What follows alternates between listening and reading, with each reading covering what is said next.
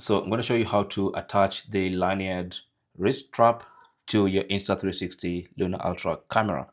So what you need to do is simply find where it goes. The best place for this is right here at the bottom of the camera. And the best way to hold it is like this. So you want to make sure you just press the tip just to make it a bit more narrow like this. And then you slide it into the smaller side. Okay, just like that. And that will make it easy to slide right back out like that. Okay, once it comes off like that, then you can pull it. And once you pull it to the maximum, you can now take this bigger side and insert it into this loop like that, and then pull. Once you pull enough,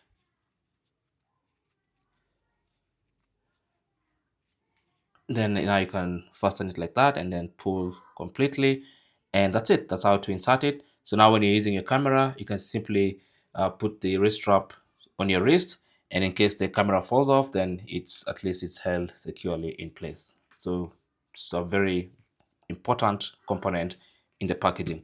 It does come in the standard package and in the creator combo, so check it out. Thanks for watching and good luck.